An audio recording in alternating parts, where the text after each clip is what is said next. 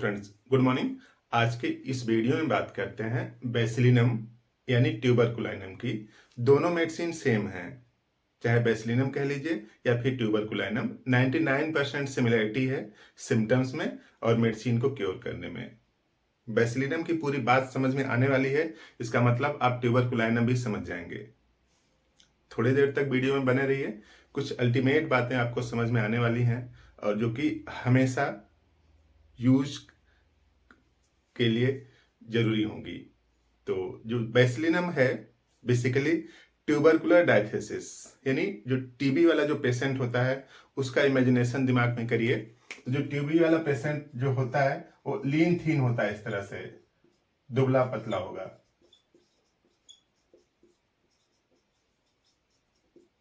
दुबला पतला। और जो उसका छाती होता है ना, जो चेस्ट होता है ना, वो भी नैरो चेस्टेड होता है। यानी पूरा अफेक्शन कहां से स्टार्ट है? चेस्ट से, छाती से। क्योंकि बॉडी को एनर्जी जनरेट करने के लिए यानी ग्रोथ के लिए एनर्जी की जरूरत है। देखिए, ग्रोथ के लिए किसकी जरूरत है? एनर्जी की। अब एनर्जी बनेगी तभी जब ऑक्सीजन आएगा, और ऑक्सीजन तभी मिलेगा जब लंग प्रॉपर काम करेगा। तो उसकी पूरी बॉडी का ग्रोथ नहीं हुआ होता एनर्जी की कमी की वजह से, या फिर ऑक्सीजन या फिर लंग की गड़बड़ी की वजह से। तो इसीलिए जो चेस्ट है वो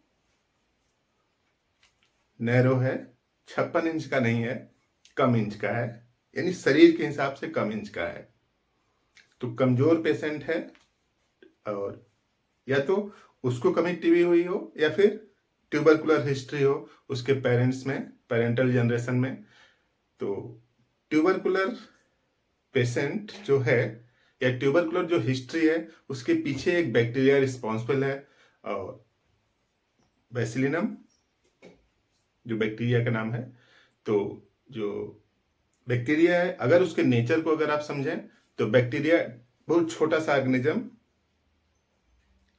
माइक्रोस्कोप से देखा जा सकता है, और वो पावरफुल माइक्रोस्कोप हो तो देखा जा सकता है। इतना छोटा सा ऑर्गेनिज्म है और उसके अंदर ग्रोथ की जबरदस्त क्षमता है, बहुत तेजी से डिवाइड होता है बेसिलिनम।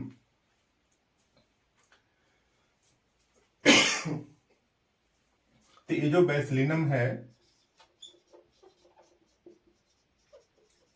ये बेसिकली एक बैक्टीरिया है, और बैक्टीरिया डिजायर टू ट्रेवल, एक प्लेस से दूसरे प्लेस पर जाना चाहता है या जाता रहता है, तेजी से ट्रेवल करता है। तो एक लाइन बस आप याद करिए, डिजायर टू ट्रेवल बैक्टीरिया का फीचर्स है, ट्रेवल करता रहता है। अब देखिए, सिम्टम्स इस तरह से है कि इसका जो सिम्टम्स है वो भी ट्रेवल करता रहता है बॉडी के एक पार्ट से दूसरी पार्ट में, और एक्यूट टाइप का पेन होगा, यानी जरा सा यहां हुआ फिर कहीं और होगा, फिर कहीं और होगा। तो पूरी बॉडी में इसका जो पेन है वो ट्रेवल करता रहता है, बैक्टीरिया के नेचर जैसा। तो और बच्चा अगर है तो बच्चे को भी अगर आप कमरे में रख देते हैं, बैठा देते हैं उसको, तो इधर उधर घूमता रहेगा, या फिर उसको अननोन प्लेस पर ले जाइए, अपने घर से किसी दूसरे के घर पर ले जाइए, तो भी वहां पे बच्चा आसानी से घुल मिल जाता है, और कभी इस टेबल पर कभी उस टेबल पर रखा हुआ सामान इधर उधर छूता रहता है। तो बच्चे की नेचुरल टेंडेंसी है डिजायर टू ट्रेवल। बच्चा है तो इस तरह से ढेर सारी चीजें उसको चाहिए और इंफॉर्मेशन लेना चाहता है वो। तो डिजायर टू ट्रेवल अगर एक लाइन अगर आप याद कर रखें तो पूरी बात समझ में आने वाली है। देखिए, लिखा है widely known aspect of bacillinum is desire to travel. Bacillinum का जो वेल नोन एस्पेक्ट है कि उसके अंदर एक टेंडेंसी है जो ट्रेवल करे एक प्लेस से दूसरे प्लेस पर। अब अगर आप पूछेंगे कि ऐसा क्यों करना चाहता है, तो यूं समझ लीजिए कि उसकी बॉडी में ऑक्सीजन कम है, ग्रोथ रिपेयर को मेंटेन करना चाहता है। तो सोचता है कि जितना ट्रेवल करेंगे उतना ऑक्सीजन बॉडी में जा सकता है या फिर मिल सकती है, तो ग्रोथ और रिपेयर की संभावनाएं बढ़ सकती है। इसी डिजायर के लिए ट्रेवल करता रहता है। तो desire to travel, even symptoms ever changing one organ to another organ, symptoms भी ट्रेवल करते रहते हैं बॉडी में, कभी यहाँ हुआ, कभी वहां हुआ, कभी वहां, इस तरह से। तो सिम्टम्स भी ट्रेवल कर रहे हैं ऑक्सीजन की तरह, जैसे पूरी बॉडी में ऑक्सीजन ट्रेवल करती है उसी तरह सिम्टम्स भी ट्रेवल करते हैं। जहां पे ऑक्सीजनेशन थोड़ा सा कम हुआ वहां पे पेन हो जाएगा, जब ही ऑक्सीजनेशन ठीक हुआ वहां का पेन खत्म हो जाएगा। और take cold easily without knowing how and where, जल्दी से ठंडी लग जाती है, पता नहीं चलता कि कहाँ गए थे, क्या हुआ कि ठंडी लग गई। Slight exposure to cold affect tubercular patient, जरा सा भी एक्सपोजर हुआ ठंडी का और उसको सिम्टम्स आने लगे। अब देखिए उसकी बॉडी ऑलरेडी कमजोर है, टीबी वाला पेशेंट देखिए कैसा दिखता है, दुबला पतला दिखता है, तो उसके शरीर में ऑलरेडी एनर्जी की कमी है, तो कहीं से भी जाएगा तो एनर्जी आसानी से उसको नहीं मिल पाती और ठंडी लग जाती है। तो हाउ एंड वेयर उसको पता ही नहीं कि कहाँ पे ठंडी लग जाती है। और इमेसिएशन रैपिड एंड प्रोनाउंस्ड, कुछ दिन पहले तक उसका वेट ठीक था, लेकिन अब उसका वेट कम हो गया है, दुबला पतला हो गया है, तेजी से वेट कम हो गया है, ते भी लक्षण है ट्यूबरकुलोसिस का। और headache from right eye to occiput, जो दाहिनी आंख है यहां से हेडेक, ये भी माइग्रेट कर रहा है, हेडेक राइट आई से ऑक्सीपिट यानी पीछे कॉलर की तरफ पहुंच जाता है, इस तरह से, यानी राइट साइडेड हेडेक यूं समझ लीजिए जैसे संगुइनेरिया में होता है। तो उसका पेन ट्रेवल कर रहा है बॉडी के एक पार्ट से दूसरे पार्ट में, आंख से ऑक्सीपिटल रीजन तक। और acute cerebral and basilar meningitis, ये बच्चों में बहुत देखा जाता है कि बच्चा रात को सोया रहेगा, अचानक से जग जाएगा, चीखने चिल्लाने लगेगा। तो ये रीजन क्या है उसके पीछे का, acute cerebral and basilar meningitis.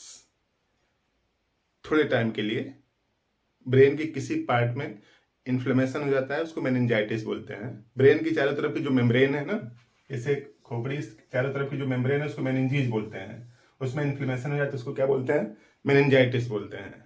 तो एक्यूट सेरेब्रल एंड बैसिलर पोर्शन में मेनिंजाइटिस होती है, इस कारण से बच्चा सोया हुआ रहता है, तेजी से जग जाता है, चीखना चिल्लाने लगता है, रोने लगता है।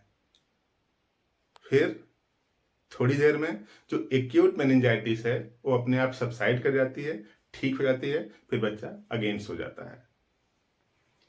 तो देखिए क्लियर लिखा है, acute cerebral and basilar meningitis, nocturnal hallucination, wake up from sleep, सोते हुए से जग जाता है, एंड फ्राइटेंड स्क्रीमिंग, घबराया और रोने लगता है, इस तरह से।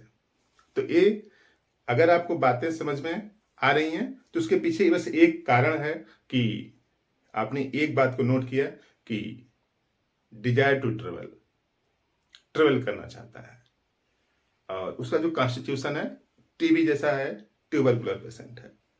तो ऐसा अगर सिम्टम्स है, खासतौर से ये बच्चों में काफी देखा जाता है, इधर वाले भी देखा जाता है, लेकिन ये बच्चों की काफी समस्या है क्योंकि छोटा सा बच्चा है, रात को अगर वो जग जाता है तो जो पेरेंट्स हैं उनको काफी टेंशन होने लगती है, और पता नहीं क्या क्या सीटी अल्ट्रासाउंड रिपोर्ट 36 तरह की रिपोर्ट करवाते हैं, बेसिकली फाइंडिंग कुछ नहीं आती है। तो देखिए डिजीज अपना सिम्टम्स प्रोड्यूस करती है, उसके पहले ही बॉडी में कुछ डिफेक्ट चलने लगते हैं। तो होम्योपैथी ये मानती है कि ये जो डिजीज का जो सिम्टम्स है वो बाद में आया, सिम्टम्स, साइन और सिम्टम्स बाद में आए,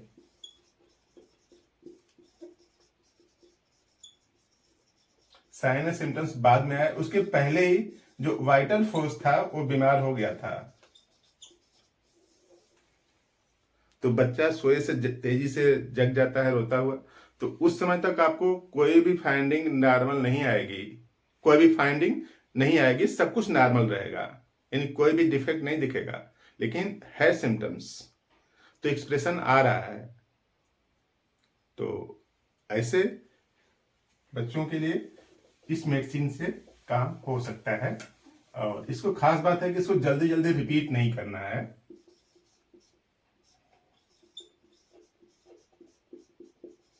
बैसिलिनम 1 ml पावर की ले लीजिए और 4 बूंद केवल सुबह देना है, केवल सुबह और रविवार को।